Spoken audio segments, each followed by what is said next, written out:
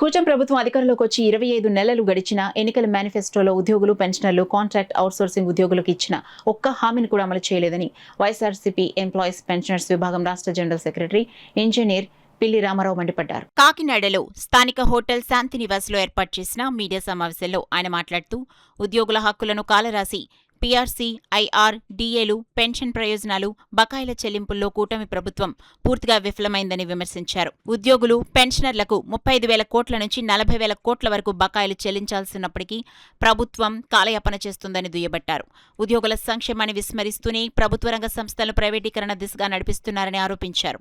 AP retired employees association కార్యదర్శి నూకరాజు మాట్లాడుతూ కూటమి ప్రభుత్వం ఇచ్చిన హామీలన్నింటినీ వెంటనే అమలు చేసి ఉద్యోగులు, పెన్షనర్లకు న్యాయం చేయాలని డిమాండ్ చేశారు. ఈ మీడియా సమావేశంలో సంఘ నాయకులు P Kanakaraju, P Pullarao, D Omkar, G Ravi, M N Murthy, I Vishnu తదితరులు పాల్గొన్నారు.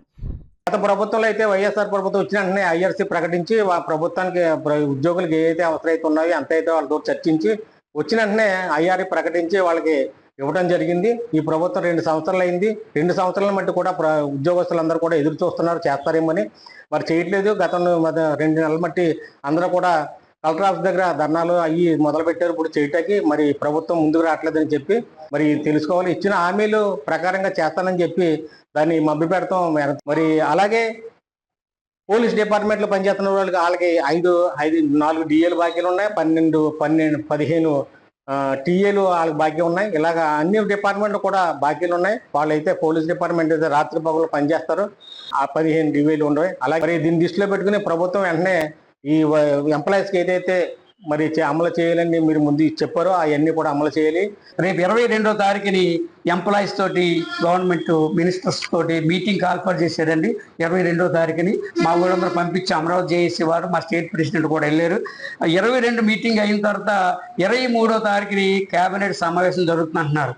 అందుకని కేబినెట్ సమావేశంలో మా విషయాలన్నీ కూడా ప్రస్తావించి మాకు ఏదో న్యాయమైన కోరికలు తీర్చాల్సిందిగా గవర్నమెంట్ని మేము అంతా డిమాండ్ చేస్తున్నాము. కాబట్టి ఈ విషయాలన్నీ కూడా మరొకసారి సీఎం గారిని మానవతా దృక్పథం ఆలోచించి చాలామంది చనిపోతున్నారు. వాళ్ళకి రావాల్సిన బకాయిలు ఇస్తే వాళ్ళు తినేసిన తర్వాత ఎంజాయ్ చేసిన తర్వాత వాళ్ళ జీవితాన్ని ముగించడానికి వెనుబడుతుంది. కాబట్టి ముఖ్యమంత్రి గారు ఐ రిక్వెస్ట్ ముఖ్యమంత్రి గారు once again please do best to the pensioners as well as employees. నుంచి మాకు బెనిఫిట్ అనిపిస్తుంటుంది. ఫ్యామిలీని పోషించుకోవడానికి లేదు. రిటైర్డ్ ఎంప్లాయీస్ అనేటప్పటికీ ఒక ఓల్డేజ్కి వచ్చేస్తాం కాబట్టి మాకుండే అనారోగ్య సమస్యలకు కూడా దానికి ఎంతో ఆసరా అవుతుంది. అలాంటి ఆసరా కూడా లేని పరిస్థితి ఇప్పుడు.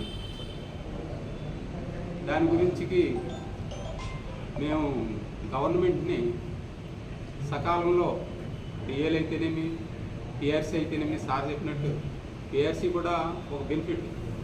ఇలాంటి అంటే ప్రజలకి ఏ అయితే బెనిఫిట్స్ అయితే సీవించగలుగుతున్నారో అదేవిధంగా ఎంప్లాయీస్కి అయితేనేమి, రిటైర్డ్ పెన్షనర్స్కి అయితేనేమి ఆ బెనిఫిట్స్ సీవించినట్టయితే కొంచెం ఉపశమనం కలుగుతుందని సభాముఖంగా నేను తెలియజేసుకుంటున్నాను. అందరికీ నమస్కారం.